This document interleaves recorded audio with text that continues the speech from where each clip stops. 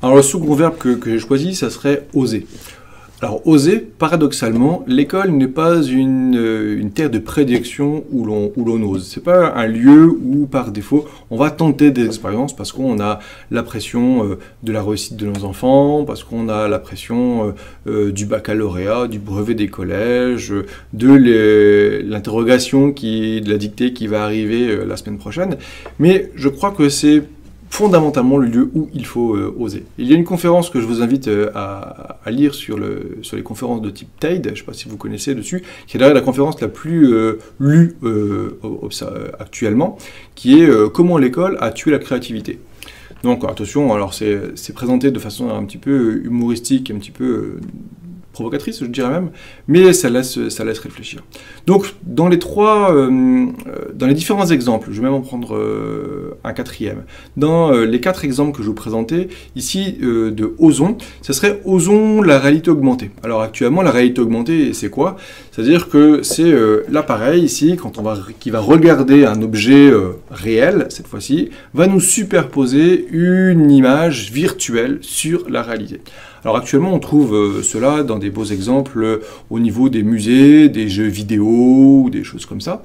Mais on a pu voir des activités pédagogiques qui étaient réellement pertinentes avec la réalité virtuelle. C'est quelque chose sur laquelle il va falloir se concentrer et je ne manquerai pas de vous présenter quelques exemples dans les semaines et les mois qui arrivent de ce que j'ai déjà pu mener, puis faire, avec quel matériel et quels résultats, et quelle plus-value pédagogique pour les enfants ou éventuellement pour les enseignants. Osons aussi la prise de parole à plusieurs. Donc les outils actuellement qu'on utilise sont pratiquement tous collaboratifs. Et en plus collaboratifs en direct. C'est-à-dire que les enfants peuvent travailler de façon synchrone ou asynchrone, mais de façon collaborative sur un seul et même document. Donc maintenant on sait que toute la suite créative, Pages, Numbers, Keynote, etc. ont cette technologie-là, qui est la collaboration et en plus en temps réel. Alors c'est intéressant en classe, parce qu'on peut mener un travail de fond et on voit directement, enfin même les élèves peuvent voir directement ce que font les autres, et on a une mise en commun qui est quasi immédiate.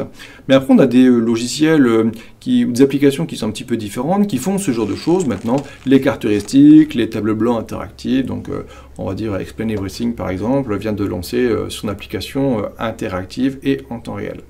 Donc il y aurait oser une prise de notes à plusieurs et différentes.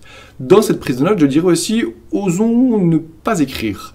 Alors, bien sûr, ça ne peut pas se proposer systématiquement et à n'importe quel niveau.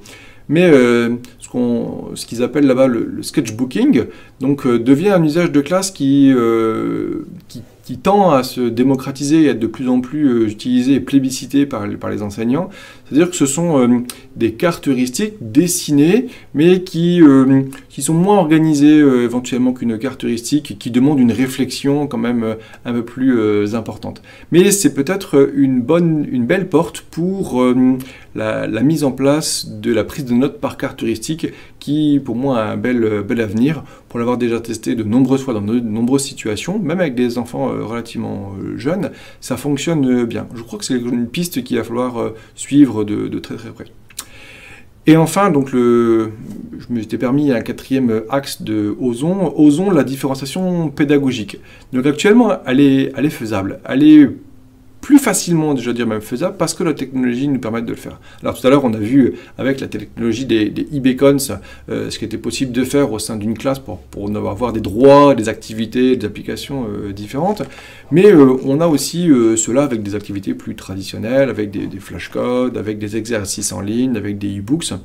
Mais actuellement, il va falloir travailler avec une différenciation pédagogique la plus pertinente possible, parce que la technologie nous le permet, et ça ne demande pas un travail fondamentalement on va dire conséquent pour l'enseignant pour mettre en place. Alors qu'avant, ça l'était, il fallait finalement faire 3-4 cours au sein du cours. Mais là, je renvoie quand même sur nos collègues de primaire qui savent faire ça. Hein. Attention, on a des choses à apprendre d'eux, et donc on va dire que quelques enseignants du lycée ou même du collège, on devrait peut-être aller faire un petit tour de temps en temps en maternelle et en primaire pour voir cette animation avec une multitude de niveaux et comment on fait, et pourquoi on le fait, et comment ça s'acquiert, et comment on la prépare. Donc, osons la réalité virtuelle, osons la prise de notes à plusieurs, osons ne pas écrire tout sous forme de texte, osons la différenciation pédagogique.